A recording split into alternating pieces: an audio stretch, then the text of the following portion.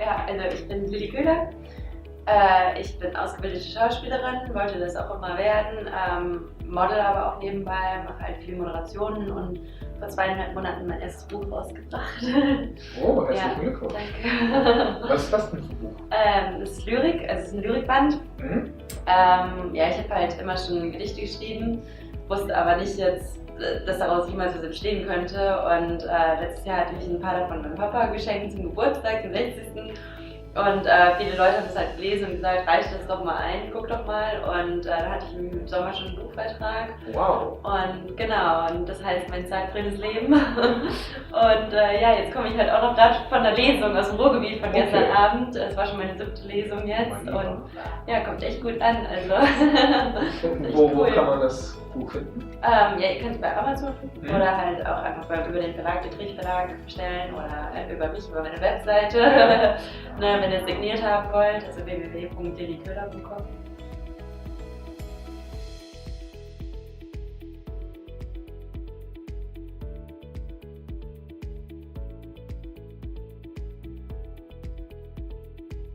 Das hat wirklich ganz früh angefangen. Da habe ich noch Ballett getanzt, mit so, also 14, 15, 16. Und auf der Bühne, wir hatten einmal ein Stück, da hatten wir Ganzkörperanzüge an, mit Masken und allem und nur die Hände waren eigentlich zu sehen. Und die Leute haben wirklich gesagt, sie wussten die ganze Zeit, wer ich bin, wegen meiner Hände. Dass es ihnen meine Hände so aufgefallen wären. Und dann habe ich halt auch wieder das wieder vergessen. Und in London war das, da war ich Haarmodel ganz viel und mein Friseur hat dann irgendwann gesagt, du hast so schöne Hände, du sollst Handmodeln. Und ich wusste halt auch nicht, was es ist und musste erst mal rausfinden. Und dann fällt dir auf einmal auf, wie viel Werbung nur Handmodeln sind. Ne? Also Handtasche, Schmuck, Cremes. Also überall sind Hände und ich sag Apple, ne? Also jedes Telefon ist nur eine Hand, die das hält. Und oft ist auch so bei Uhrenwerbungen oder so, du hast den Star, aber die Hand kommt halt so ins Bild rein. Ne? Das sind meistens nicht deren Hände. Also ich habe halt von ganz vielen Stars die Hände ersetzt oder ich habe ja einfach Telefone oder Schmuck oder Handtaschen oder was auch immer. Also ich hatte auch Burberry und die Beauty Line von Marc Jacobs und also alles Mögliche. Krass. Ja. Das ist ja lustig. Und es ist echt, also ich habe es auch jetzt hier, hatte ich jetzt auch im Herbst wieder für Mio Mio, die Pariser Produktion kam hierher und hat meine Hände da gefilmt und für Schuhe oder also unterschiedliche Sachen. Bei Berliner Weiß, ich glaube die Werbung kennt auch jeder in Berlin, ne? Also wo die Hand diesen Druck hält und das Gesicht aus den Blüten rausguckt, also ich bin die Hand.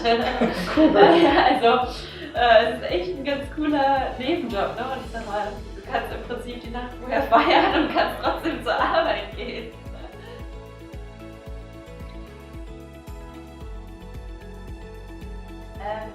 Ich habe vorhin noch überlegt, für wen habe ich das erste Mal Stagepool gesehen. Ich glaube, es war auf Facebook. Dass irgendeine Anzeige war, eine Darstellerin gesucht, die halt genau nach mir klang. Und dann hatte ich das mal angeklickt. Hatte es auch echt nur angeklickt und hatte mal so die Basisdaten ausgefüllt und noch nichts abgeschlossen und so weiter. Da kam halt echt der Anruf, hey du, das und das können wir dir bieten und willst nicht mitmachen. Ich habe echt gesagt, Leute, das war genau der richtige Arschtritt für heute. Genau den habe ich gebraucht. Und ja, dann habe ich ziemlich schnell auch Jobs bekommen. Also es war echt cool. Ja, also mein größter bisher war halt für Hornbach. Da haben wir 2 Wochen in Philippsburg gedreht. Es war auch der anstrengendste Dreh, den ich bisher hatte. Also es war wirklich von Teppich rausreißen und Wand abschmirgeln, alles selbst machen. Aber ich fand es halt so unglaublich lustig, weil wir hatten auch so Einschätzungen bei der Schauspielschule gemacht, ne, welcher Typ sind wir, und es war halt immer eher so, ja, Ballerina, eleganter Typ und so. Und dann habe ich halt auch gesagt, Jungs, wie seid ihr denn darauf gekommen, mich für Hornbach zu casten, ne? Nur so übers Internet. Und meinten die, du, wir haben einfach gesehen, du bist einen Marathon gelaufen, hast eine bessere Zeit als wir, also muss an dir ja irgendwas dran sein, dass du diesen Dreh durchhältst. Und fand ich halt eine total coole Antwort und war halt auch echt ein cooles Erlebnis für mich, einmal so mehr so Bauarbeiter-Typ zu sein, ne? Und einmal aus meiner Rolle rauszuschlüpfen, in die ich normalerweise so gecastet werde. Aber mittlerweile habe ich da echt von Mitte 30-jährige Mutter über eben Bauarbeiterin, über alles Mögliche dabei gehabt. Das ist echt cool.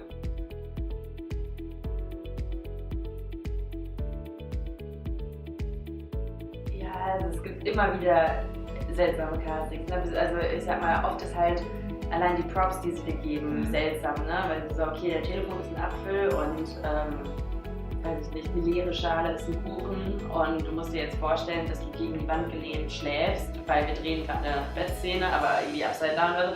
Und also manchmal ist es halt wirklich nur, du brauchst halt diese räumliche. Ja, weißt du noch früher, man hatte diese Tests in der Schule und man musste irgendwie so testen, ob man räumlich denken kann oder mehr so Zahlen denken kann oder so. Und ich habe immer das Gefühl, diesen Räumlichkeitstest, den sollte man als Schauspieler für Castings bestehen können, ja.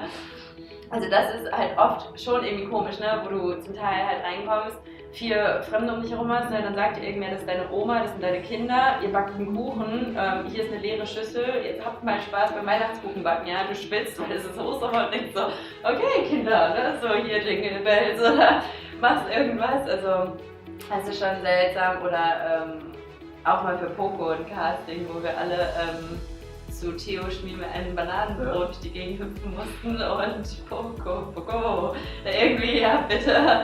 Also es war solche Sachen, das ist schon, aber meistens nehme ich es halt echt mit Humor, weil ich mir halt einfach denke, ja, die wollen natürlich ein bisschen testen, bist du jetzt so derjenige, der halt grundsätzlich sagt, ach nee, ich weiß nicht und ob ich das jetzt mag oder so, genau, und ob du halt auch einfach in so ein Casting reinkommen kannst und sagen kannst, hey, eine halbe Stunde, ist wie so eine Improvisationsklasse oder so. Wir machen hier jetzt mal was und probieren mal was aus und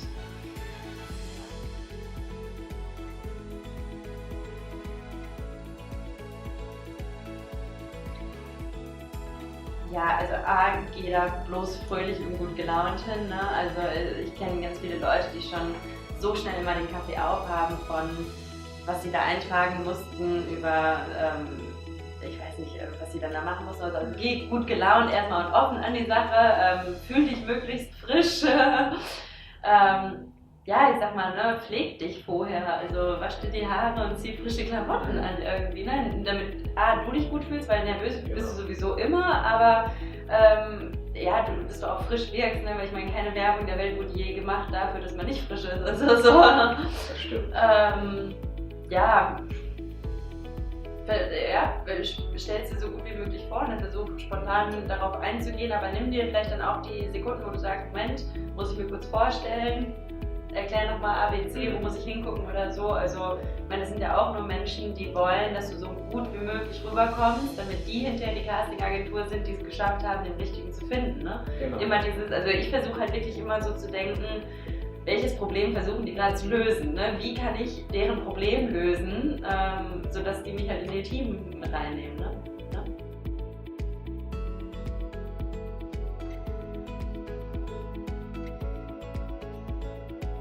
Also ich find's super. Ich würde jederzeit jetzt wieder anfangen.